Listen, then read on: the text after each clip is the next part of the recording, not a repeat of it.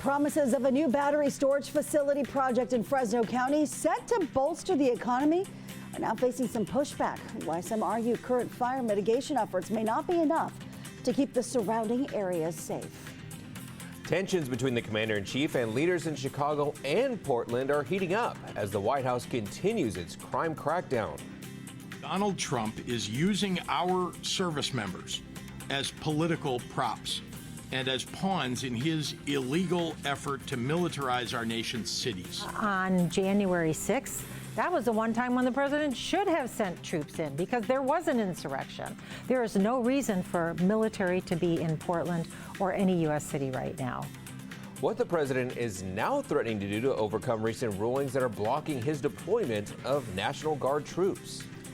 Just 8 days into the government shutdown, and the impacts are proving to be disastrous for furloughed federal workers. Why the White House is now warning suspended employees that back pay is no longer guaranteed. You're watching Fox 26, and now, great day.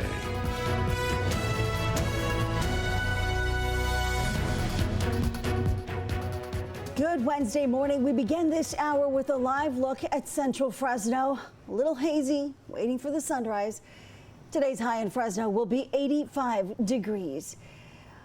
Welcome to Great Day again on this Wednesday morning. I'm Liz Gonzalez. I'm Carl Cook. Kim Stevens is on assignment today. And I'm Justin Willis. Thank you for joining us. And yeah, you got that little autumn haze going out there.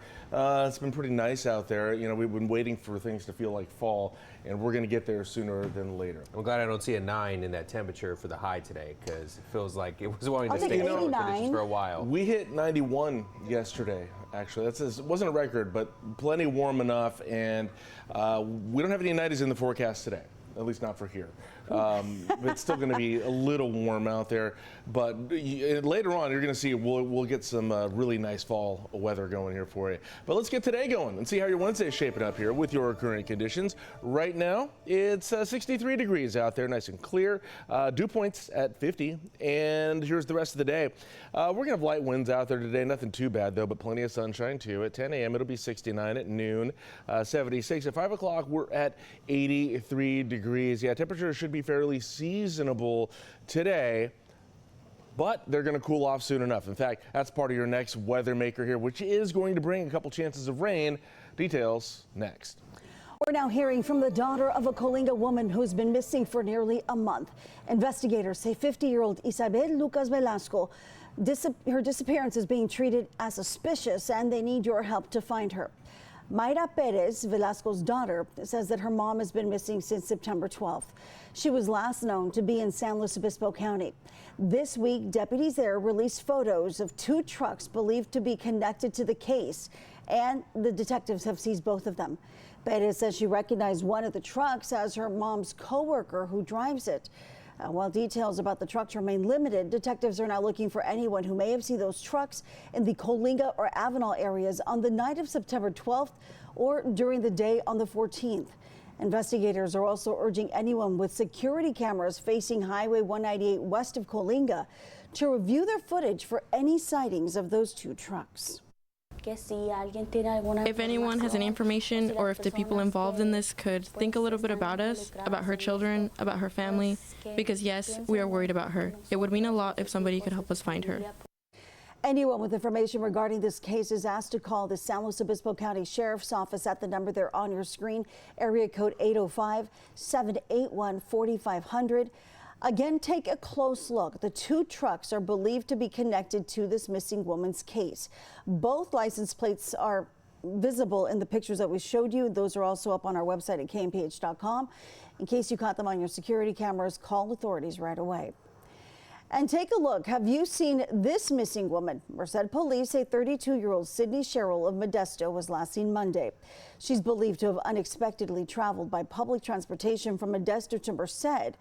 She's described as having black hair, brown eyes, standing 5'6", about 140 pounds. If you have any information on her whereabouts, please call Merced Police.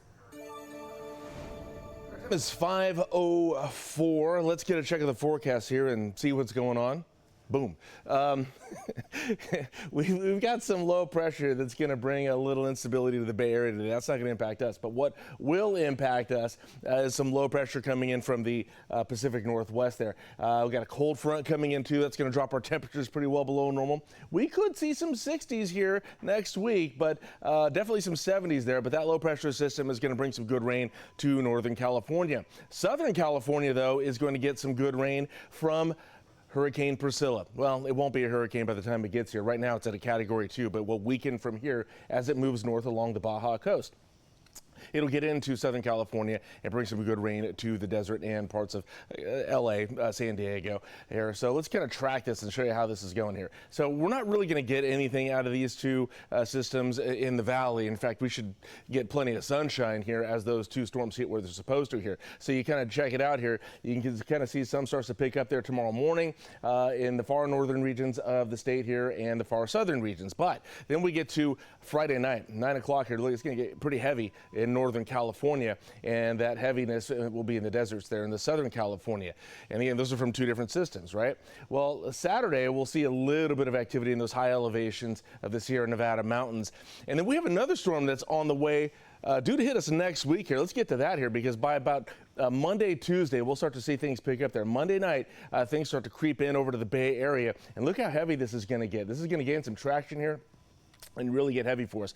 We could see a ½ inch of rain out of this across the valley once this comes in, and we could see some heavy snow up in the high Sierra as well. But again, this is next Tuesday, so we're about a week out from that. We'll see if anything changes between now and then, but right now it's looking like we're going to get some heavy rain out of this. Look at this, this is the situation Tuesday afternoon there.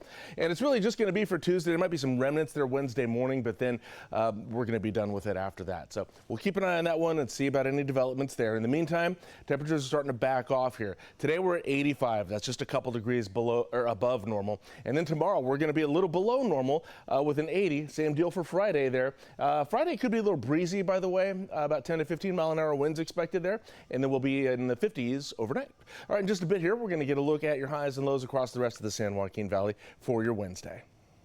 It's now 5:06. A solar and battery energy storage project that could bring millions in revenue to Fresno County is now raising concerns over fire risks. 9,000 acres of agricultural land in West Fresno County will soon house thousands of lithium-ion batteries from what's known as the Darden Clean Energy Project. But nearby neighbors and local firefighters are raising red flags, worried about what could happen if the batteries ignite. It's an event we've already seen happen in California this year. Despite the project's efforts for fire mitigation, like thermal cameras for early detection, concerns remain. We hear from residents in nearby communities that one of their key concerns is that there is not a local fire station, and so wondering if that coordination with fire departments will include investments in that and assurances that appropriate fire suppression capacity is available. Plans for a new fire station are underway, but that'll take about 2 years to build and fully equip. With Darden storage facilities set to be completed before then, an assistant chief with Fresno County Fire says that safety will not be compromised.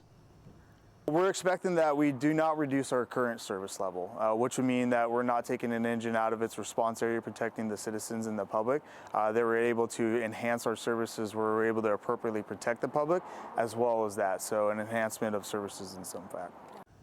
The Darden Clean Energy Project is the first to be fast-tracked under AB 4045, allowing large renewable energy projects to be permitted without sign-off from local government. The development will be built south of the city of San Joaquin, near the community of Cantua Creek. It's expected to be built on nearly 15 square miles of fallowed farmland. Construction is set to begin this year, and it should be fully operational by late 2027 or early 2028. Now, here is, for some perspective, what 15 square miles looks like. Now, keep in mind that it won't be exactly in a rectangle like what you see there. But for a better comparison, here's what 15 square miles in the city of Fresno looks like. That is from Herndon and West all the way down to Ashland and Chestnut. Now, the land for this project was sold by the Westlands Water District, which is the nation's largest agricultural water district. This project is in County Supervisor Brian Pacheco's district.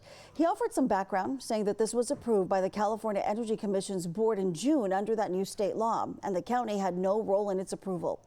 Supervisor Pacheco also says that it would be a mistaken assumption that the $232 million property tax revenues from this project will go to the county treasury. Instead, he says it'll be about $3 million because the county only gets 13.5% of property tax revenue. There are concerns about roads and other public works resources that he says the county has little control over, but he still commended Darden for funding nonprofit organizations as well as schools on the west side. Now, as we mentioned, a concern about this facility is fire. Let's look at a toxic moment in history. This past January at Moss Landing in Monterey County, 54,000 LG battery modules caught fire at that battery energy storage facility, creating a toxic cloud of smoke. That fire burned for days. Firefighters let the fire burn itself out, saying that it would be too dangerous to douse the burning lithium-ion batteries with water for fear of causing a dangerous chemical reaction. Cleanup crews are just now beginning to remove those charred batteries. Soon after, Assemblymember Don Addis introduced AB 303, which is known as the Battery Energy Safety and Accountability Act. It restores community input to the battery energy storage system permitting process and establishes reasonable setbacks for these facilities near urban areas. A Darden spokesperson says that a fire like the one in Moss Landing could never happen at the West Fresno site because the batteries will not be stacked in an enclosed building like they were at Moss Landing. President Trump now deploying National Guard troops across several cities. How city leaders in Chicago and Portland are pushing back against the White House's efforts, and why the president isn't backing down. Time is now 5:10. Hi, I'm Monty Torres with Fox 26 News on YouTube. Thank you for checking out our YouTube channel, where we have loads of great content for you to choose from. And while you're here, why not click on the subscribe button right here? That way you can stay in touch with all the latest breaking news, everything news related within the Central Valley. And thank you for watching.